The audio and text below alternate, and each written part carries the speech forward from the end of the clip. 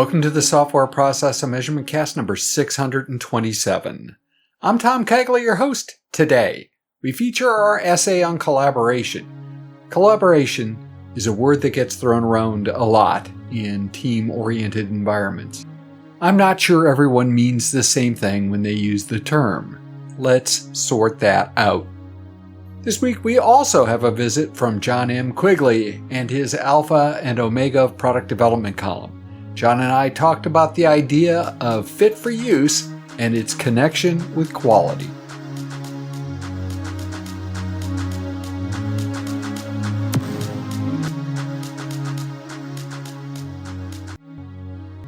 Collaboration, The Basics by Thomas M. Quigley Jr. and Megan E. Quigley. I recently interviewed several successful technical entrepreneurs. Most have created multiple successful organizations. They have shared several common threads. One of the most basic of those threads is the need for a collaborative culture. Jacob Glenn, president of MGenio, SPaMCAST 626, said that he hires people to fit in a collaborative culture. Collaboration is a powerful tool yielding results that include increasing innovation, employee energy, creativity, and productivity. Because the promise is so large, people apply the term in many scenarios where it doesn't belong. Two of the scenarios that are often confused with collaboration are collaboration and cooperation. Collaboration occurs when people create shared relationships so that they can achieve a common goal beyond the capabilities of individuals. Achieving a common goal requires the group to subordinate their individual goals to embrace and use a collective strategy. In cooperative scenarios, individuals' actions and achievements are more important than the collective. Mob programming is a very vivid example of collaborative behavior. Collaboration in teamwork. The difference in this scenario is like that seen in collaboration in cooperation. The Civil Service College in the UK describes the difference this way. Whilst teamwork combines the individual efforts of all team members to achieve a goal, people working collaboratively complete a project collectively. For example, a group of Salesforce administrators that give a tester a heads up as they pull tickets from a work queue is exhibiting teamwork. Whereas if a coder and tester use a pair programming approach, they are exhibiting collaboration. The ease of confusing cooperation and teamwork with collaboration suggests that while powerful, collaboration has several requirements that must exist before collaboration can occur. Trust between participants is table stakes for people to invest in collective efforts. Using the example of an agile team, everyone must be able to speak their minds, to share ideas, and expose differences for solving a business problem. When there is fear of rejection, collaboration cannot occur. Communication of why leaders want and support collaboration over individual efforts and heroics is required. Recognition and pay policies are forms of communication that are often overlooked and don't support collaborative efforts. Many Agile transformations founder because HR and pay policies don't match the Agile messaging. Common team goals yield a common vision and purpose that provide a rallying point so that individuals can decide to be part of a larger whole. Agile and lean approaches to work presuppose a collaborative environment. Transformations either fail immediately or stagger forward as pale versions of Agile and lean when the organizational culture does not embrace collaboration. Collaboration is not easy. If we start with the premise that collaboration is important, even critical, why does it often fail to emerge or wither on the vine? This is not a rhetorical question. Knowing what can break collaboration is just as important as understanding the prerequisites. 4 of the most common ways collaboration gets messed up include 1. It's the wrong tool for the wrong problem. Not all situations need collaboration. Simple common decisions where individuals have the right knowledge and experience are one example where the cost of collaboration overwhelms the benefit. For example, approving access for a new security team member in a defined role does not need a collaborative effort for approval. Split-second decisions are another category that doesn't call for collaboration. The decision to hit the brakes or run over the bike left in the driveway does not fit the collaborative model. 2. Mandating collaboration. Mandating behavior and expecting everyone to know what is expected and why is a difficult path even in life and death situations. Collaboration is a complex set of behaviors requiring understanding and practice by a group of people to be effective. Telling people to collaborate is tantamount to asking a group of people to play ice hockey if they have never seen skates or ice. People need to understand why collaboration is important, get training, and then have access to support to make that happen. Many organizations take a strange view of training for items like collaboration that they consider soft skills. A few years ago, I was asked whether I could help everyone in a department learn to collaborate. Cool. The caveat to the ask was a limited amount of training, a single hour for team leaders only, and no post-training support. I declined the offer. Learning to collaborate requires practice and coaching to understand the correct patterns of behavior and to unlearn patterns of behavior that derail collaboration. Team collaboration as an event. I once read an article that suggested that teams set aside time on a weekly basis for collaboration, much akin to a happy hour. I applaud the idea of setting aside time for team members to work together. However, collaboration works best if it's a pattern of behavior that teams can use when the need arises rather than performing on a schedule. Lack of a common goal. Number 4. Without a common goal, not only is collaboration problematic, you don't have a team, but rather a group of related individuals. There will be no impetus or reason to collaborate. Many teams I encounter in organizations, despite finely crafted mission, vision, and goal statements, are not working toward a common goal. For example, a PMO team I encountered last year made up of 11 people, each supporting a specific program or project. Activities and interactions at the project level were driving behavior, not the PMO goals. When collaboration occurred, the project managers were more apt to be collaborating with people on their day-to-day projects than other members of the PMO. Collaboration is not magic. You need to learn the behaviors required to make the process work. You need to have a reason to collaborate. You need partners in the process. Trying to force people to collaborate without the right tools is just a mess. A hot mess. Thoughts, comments, all welcome. Please feel free to reach out to us at spamcastinfo@gmail.com. Don't want to send an email? Text me at 01440-668-5717. We look forward to the conversation.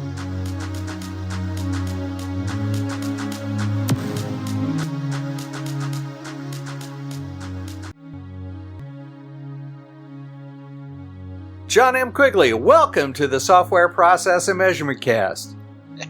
Yeah, I'm glad to be here, Tom. This is a hoot. Jon, last month we talked about quality. We defined quality is fit for use, and I was feeling all fat and happy until about a minute before the end of last month's Alpha and Omega product development. You dropped the bomb and said, Tom, I think we need to define what fit for purpose means if we're going to use it as our definition of quality in things like Agile. So today, why don't we wrestle with what fit for purpose might mean?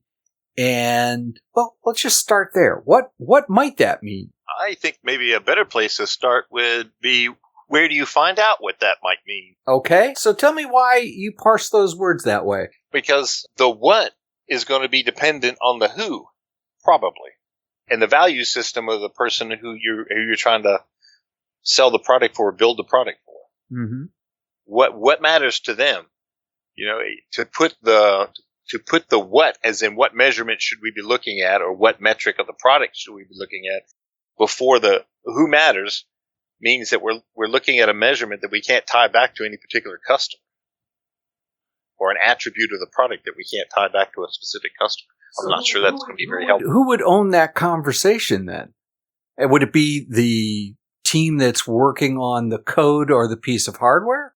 They should be part of that discussion, because they're the ones that have to, when they hear a word come out of a customer's mouth, they're the ones who are going to have some preconceived notion of what that means, or need to ask questions about what does a customer mean when he or she says whatever they just said. I mean, a lot of times we do not have a common lexicon.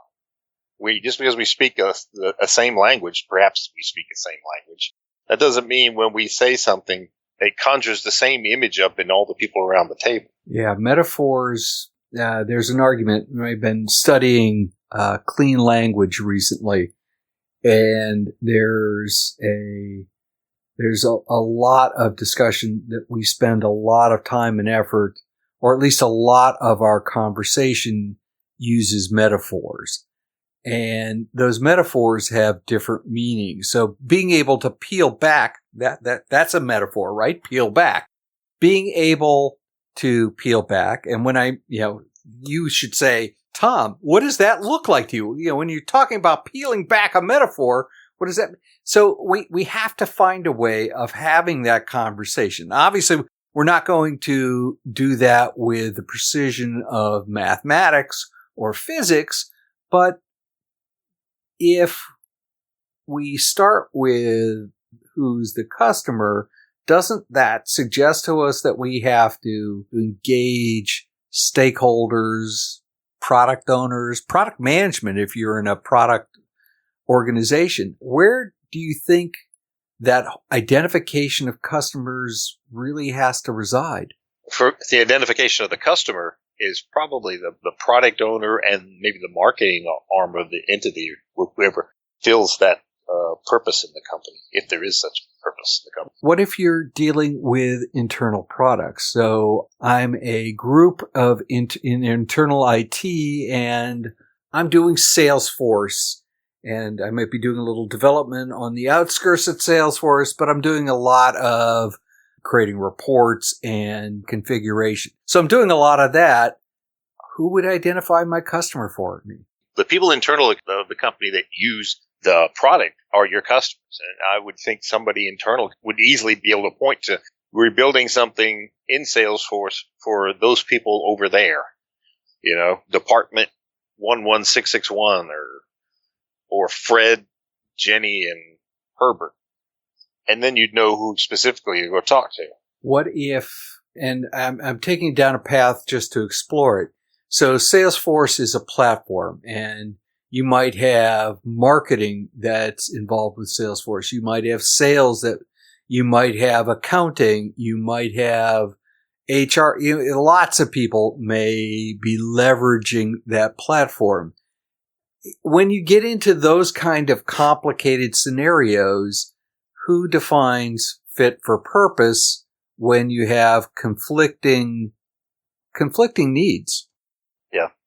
Well, one of the things we can do to vet that is for example, change to Salesforce, the specific addition or alteration of the software, or what's proposed may be very, very specific in nature. And we only want to change this piece that should only involve these people, right? So that kind of puts you in a mindset in terms of this particular chunk that we're getting ready to alter, the primary customer or client is, let's say, finance or financials.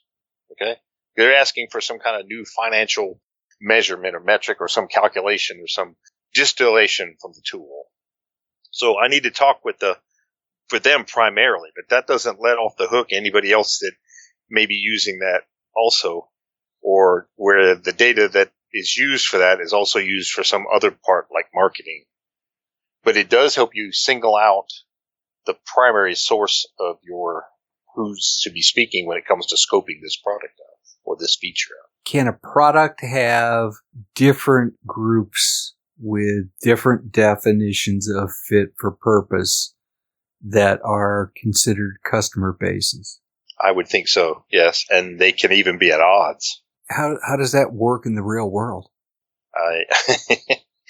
It's a wrestling match to figure out which one of those is better and try and find some optimal localized optimum for those two entities. You can't change that because I use this. I have to change that because they need this. So you try to find a way to do it where either both of those get what they need or as close to what they need as you can manage. You could just set up two partitions, two separate and distinct instances of the software and just pay double, right? I don't think your customer's going to like that too much. I suppose agree. You could. Well, I guess it is a logical possibility. Yeah, it just tends to be a tad expensive. Right. But in reality, right, we probably, especially with internal IT, run into that all the time with a team that, but let's say even if it's not the same product, they might have 5 or 6 applications that they have responsibility for. And each one of those has a different set of customers and stakeholders. Each one of those would have a different definition of fit for purpose. And while they may not conflict application by application, I don't know how one keeps all of that in one's head and doesn't sort of just mold them together. There is a way that you can do this. Just imagine that they're not exactly at odds, as in it's either this or that, but it's maybe something more subtle. Then you can use some parameters to configure the specific software into either this or that local sort of parameters, so that if I'm a user and this is the way I prefer the system to work, if I know those two competing things can be done at this, maybe not simultaneously, but in two different incarnations that a user can alter the settings. I'll give you an example, a more tangible one when it comes to automotive. For example, you buy an instrument cluster that goes along with a particular revision of the vehicle. That hardware is common for every one of them, and there may be a special parameter that adds an individual function in it, or changes how that function manifests depending on what you order. No, it does make sense. Do you have a real life example? Beyond that, I'm not sure I could explain it. Okay. Other than let's go just do a thought exercise down your Salesforce. The financial folks need to change something, some parameter or some feature. And let's say the business development folks use that field for something else. So changing that field outright makes their life difficult, right? So then there could be something in the background in the architecture, some pull down menu thing or configuration that a user would say, if I'm a product owner, I am going to set this bit and make this data show up in this form in this field. And conversely, or likewise, or similarly actually, the financial person would say, okay, that field is where I would normally get my information, but it presently holds what I don't want in it because it's set up for a product owner. So I would, work the software, in the development of software, a parameter, the developers do that so that the financial person can go in there and say, configure this screen to show that data rather than the other data from that might be overly simplified. Okay. But no, I think that helps. Jon, before we wrap on this topic, how do you make sure that this is known, is not forgotten, and you can pass it on as normal team ebb and flow happens? People come and go. Yeah, I think we should write it down when we learn these things. The problem is how to put that into something that's usable and easily usable at some future date. Writing it in a notebook or a virtual notebook, I'm not sure that's the best solution. I've seen databases configured for these kind of things where we learn these things and populate databases that are searchable with metadata. That seems to be a reasonable approach. And whenever your team has learned something, it's good to find a way to disseminate that. Otherwise, one part of the organization is still maybe burning their hand on the metaphorical stove that you have already paid the price for at least once. You end up paying the price multiple times for a failure that ideally should have happened maybe once. Makes absolute sense. Jon, if people wanted to continue the conversation about quality, about fit for use, how would they go about finding Jon M Quigley? They would send me an email to jon.quigley@valuetransform.com. I can be reached on LinkedIn at Jon M Quigley and at Twitter at Jon M. Jon, as always, your alpha and omega of product development really is thought-provoking and causes me to think about how to translate some of these more esoteric things like fit for use. I mean, I know it when I see it. How do you translate that into actionable things? So I think you've helped me take a step from book learning to actual use this month. I'm grateful and happy with the exchanges myself. I learn a lot as well in our exchanges. So I'm confident and hopeful that we can do these for many, many years.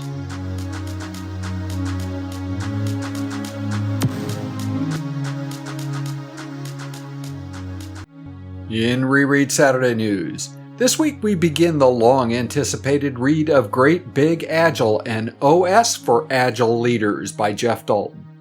The book was published by Apress in 2019. It's 356 pages long, 335 pages in the Arabic number stuff, and 21 pages in the Roman.